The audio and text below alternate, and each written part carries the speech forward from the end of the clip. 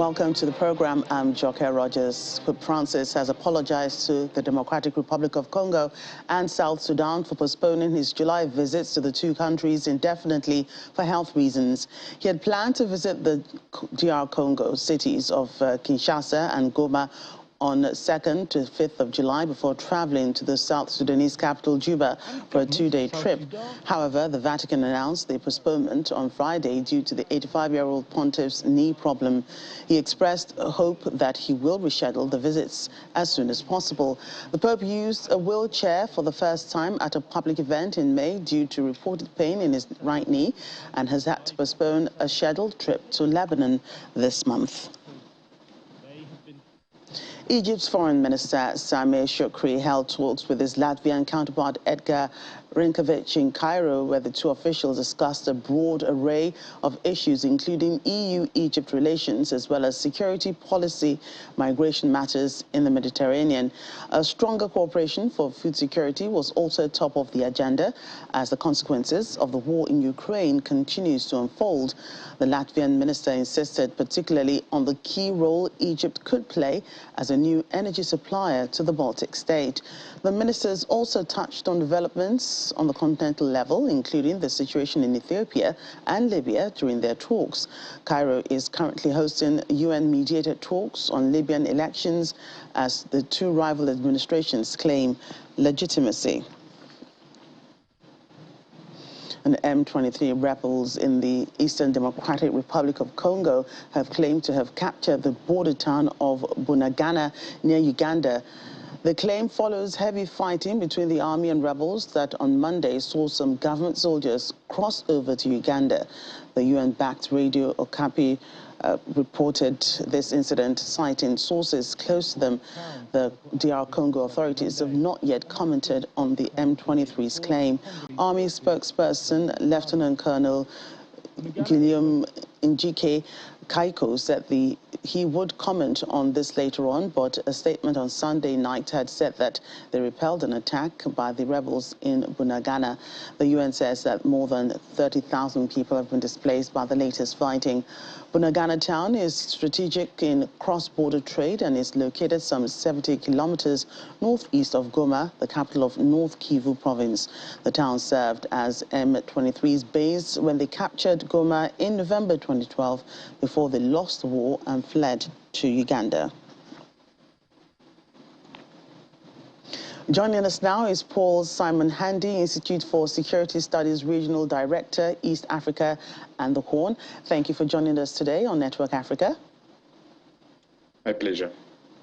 So the DRC has blamed a recent resurgence of M23 violence on neighboring Rwanda, causing relations between both countries to plummet. Why do you think it has been difficult for both sides to reach a resolution?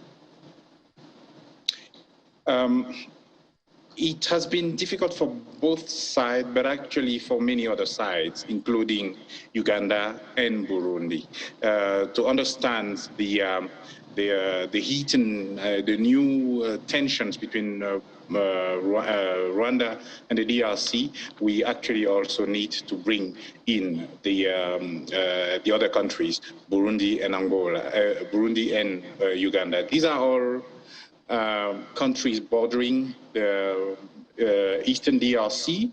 The DRC is quite a huge country by territory in terms of size, and the eastern neighbors have actually been stakeholders in the insecurity that is happening there, both as victim and as perpetrators. So they have a stake in that part of the country, security stake, economic stake, but also political. And the new rise in tensions between Rwanda and Burundi revolves around, of course, the reviving of the M23 rebel group that has staged new attacks in the DRC territory. So the Congolese army said Rwanda aimed to occupy Bunagana near Uganda. Do you think this may affect the DRC and Uganda relations as well? Ugandan and Rwandan relations have also been strained. I mean, there's a history there as well. There's a history of cooperation, of tension and alliance. Those countries have been fighting wars in the Eastern DRC, either directly or using proxies for the longest time. So, some analysts even suggest that the recent tensions in the Eastern DRC is due to the fact that recently, late last year, the Congolese government invited the Ugandan army to come help fight the Alliance Democratic Force, ADF, which is an Islamist rebel group of Ugandan origin, and for Rwanda, seeing its northern neighbor, Uganda, being involved in the DRC, for Rwanda is always, it raises alarm bells, which might push Rwanda to also intervene in the country. Also concerned about this situation is the United Nations, which has voiced concerns over the deteriorating security situation in the DRC this time, given the increase of attacks against civilians by rebels. How much do you think the UN is doing with its peacekeeping mission regarding security in East Africa? Is international response enough to handle this crisis, do you think? Generally, I think the United Nations peacekeeping operations are generally judged for what they are not meant to do. UN peacekeeping operations is not deployed to actually go after rebel groups. The UN is generally deployed, at least a UN peacekeeping operation, deployed to find a political solution to violence, to violent problems. It takes a lot of time, and the Eastern DRC is certainly the wrong example in terms of the UN trying to solve problems, because it's been there for more than 20 years. But UN peace operations are not supposed to go after rebels, even when they are mandated with Chapter 7 of the UN Charter. The main aim is not to fight rebels. That's why you generally have other intervention forces. We have them in the DRC with the Force Intervention Brigades that actually was comprised of several troops from other countries that were not necessarily a part of the UN operation, but that were clearly mandated to go after the M23, among others, and other rebel groups. And 2013, they have been quite successful. So the UN is doing its best, but maybe the best of the UN is not enough. So East African countries, Rwanda and Uganda, are neighboring countries with the DRC. Now, you're in Addis Ababa, which is also in East Africa. How is the crisis affecting the region? All the crisis affects the East African region quite a lot, and as you know, recently the DRC even became a new member of the East African community, which is partly because the eastern part of the DRC is economically, culturally, politically and sociologically actually completely embedded within the East African region. Other parts of the DRC are elsewhere, but the region is affected because in terms of refugee numbers that are quite high in East Africa, but also in terms of it's affected economically. The potential of the DRC is immense and has not really been exploited to the benefits of both Congo and probably its neighbors, sometimes even more to the benefits of the neighbors than to the benefits of the DRC. The region is heavily affected also politically, and hence the efforts by a country like Kenya to find a political solution in the negotiations that are currently going on between the DRC government and rebel groups. Right, Paul Simon Handy, Institute for Security Studies Regional Director, East Africa and the Horn. We must thank you for your time today on Network Africa. Pleasure. Let's move ahead. In Burkina Faso, armed men have attacked the town of Zetenga near the border with Niger on Saturday night in what appears to be a reprisal for an attack on the gendarmerie brigade in the town on Thursday. No official figures on death tolls were issued, but several sources pointed to dozens of people that had died. According to the government spokesperson, intervention units have been deployed to the area. Witnesses say armed men have allegedly been harassing people in Zetenga for several days. After the attack on Thursday, the armed forces came to reinforce security in the area and further conduct a sweep.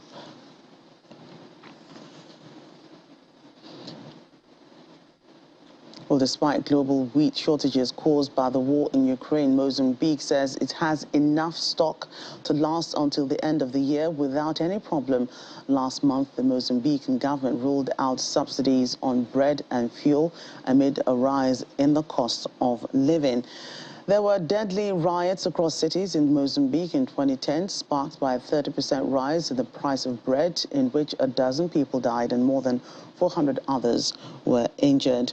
For some time afterwards, the government subsidized flour, and since then prices have mostly remained low. But the National Bakers Union warned recently that the war in Ukraine made rising bread prices unavoidable. The UK's Court of Appeal is set to decide later on whether to allow the first flight to depart to Rwanda on Tuesday, with asylum seekers. Last week, campaigners and migrants failed to win an injunction against the government in the High Court in London. It's uncertain how many people will be on board. The British Home Secretary Priti Patel says that the vast majority of those who take illegal routes, such as unauthorized boats and stowing away in lorries, will be considered for relocation to Rwanda. But the move has been criticized by charities and opposition parties.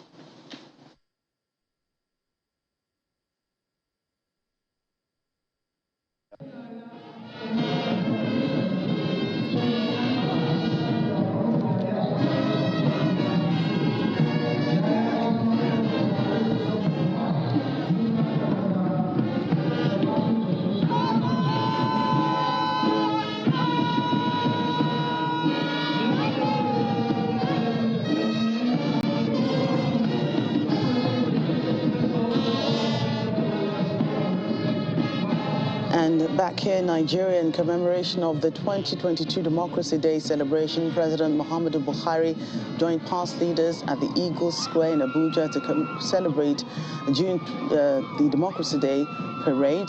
Former President Goodluck Jonathan, President of the Senate Ahmad Lawan, the Speaker of the House of Representatives Femi Gbajabiamila, the Chief Justice of Nigeria, members of the cabinet, among other top government personalities, witnessed a ceremonial parade which included military and police march past in slow and quick time. Guests were also treated to a combined silent drill display by the armed forces and complex marching sequences, which was a maiden introduction to the parade day event. You can also see school students there in all their uniforms at that event. The 2-hour event also engaged the audience with other performances, cultural troop displays from Nigeria's 6 geopolitical zones, promoting unity, peace and progress, combined band and silent drill displays by the armed forces and police before advancing in a review order. The president concluded the colorful event without a speech as he signs the June 12th anniversary register.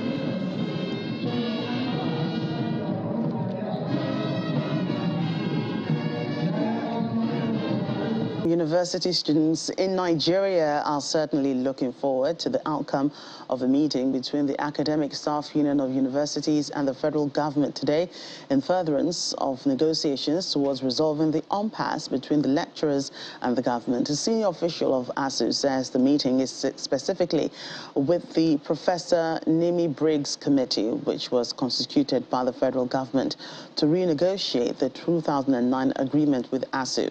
According to him, reform, ASU is unhappy with the slow pace of negotiations as the Professor Briggs Committee's mandate to resolve the impasse ended last week on June the 7th without any tangible result to warrant suspending the ongoing strike.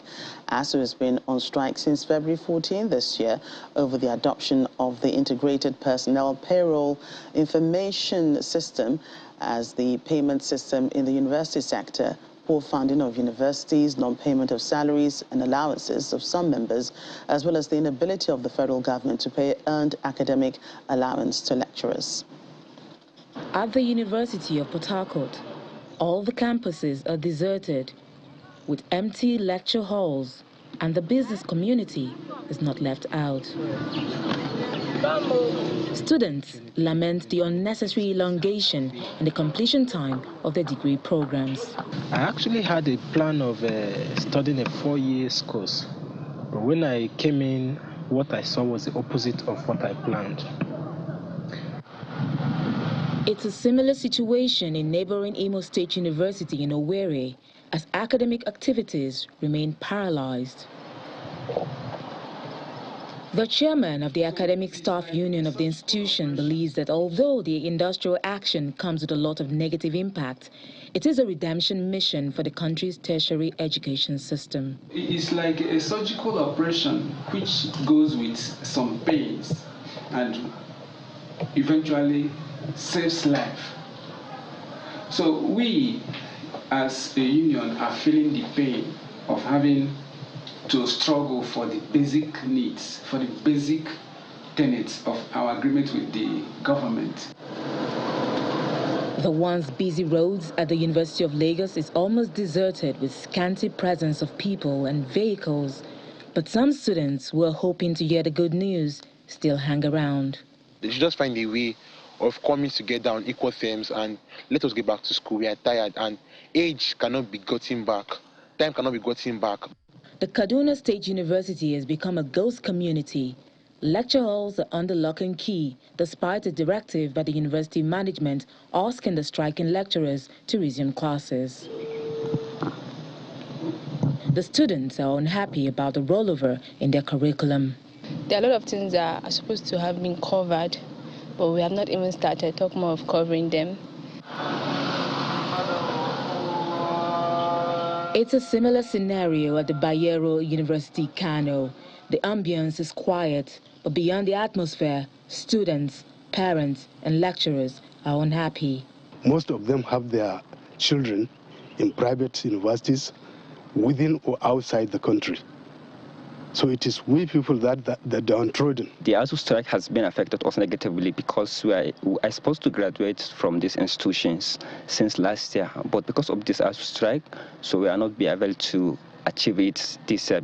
At the Taraba State University, all appears to be normal from the outside, but inside the school, everything is on a standstill. As you can see, the campus is very scanty, very quiet, and students are not just happy with their staying at home. Likewise, our parents are not also happy as we are at home. Chairman of ASU at the university describes the attitude of the federal government towards tertiary education as insincere. The reluctance of the government to fulfill their own part of the bargain. And so we are praying and we are hopeful that this time it will not only be a memorandum of action, but the action itself will commence. As the dispute lingers, students of public universities continue their passionate appeal for a speedy resolution of all the issues to prevent their future from being jeopardized. The 14th edition of Senegal's Biennale of African Contemporary Art is in full swing, with hundreds of small exhibitions popping up around Dakar showcasing the works of various African artists. In the psychiatric ward of Fan Hospital, patients who participate in a bi-weekly art workshop as part of their therapy prepare for the opening night of their own exhibition, hoping to sell a few pieces along the way. With music softly playing in the background and the smell of brewing tea floating in the air, patients at the Moussa Diop Psychiatric Clinic in Dakar are busy preparing for the opening of their art exhibition as part of the Contemporary African Art Fiesta in the Senegalese capital. Young artist and former inpatient at the clinic, Ibrahim Salif Diop, continued to attend to art therapy sessions here.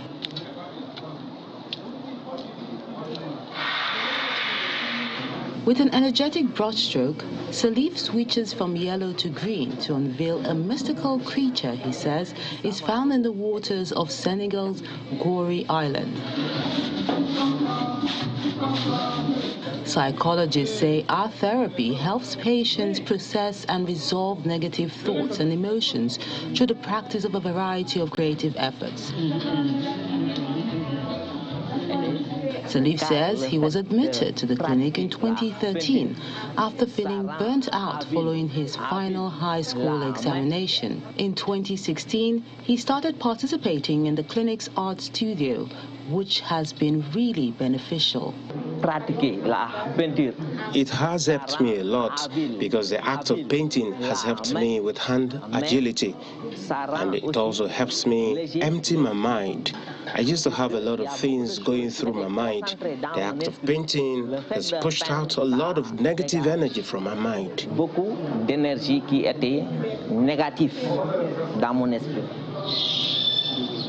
With financial help from the Luxembourg Embassy, the exhibition aims to highlight the importance of the healing that art gives in a region where mental health remains a taboo.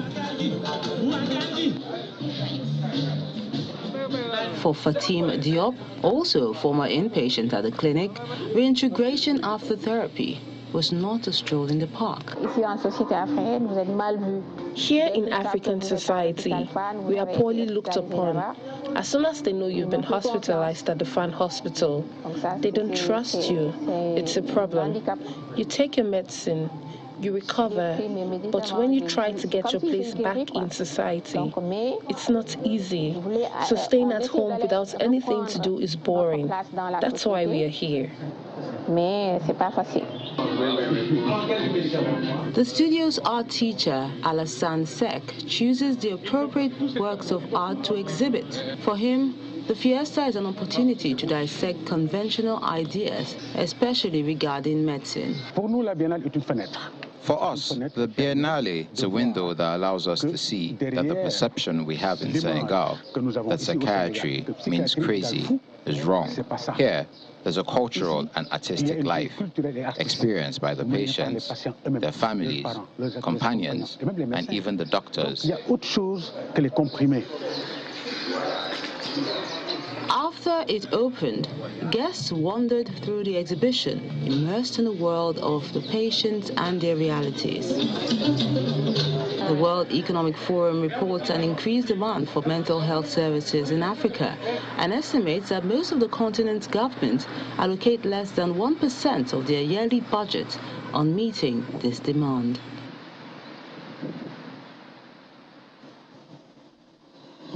Wonderful works of art there. Well, that said, on Network Africa, thank you for watching.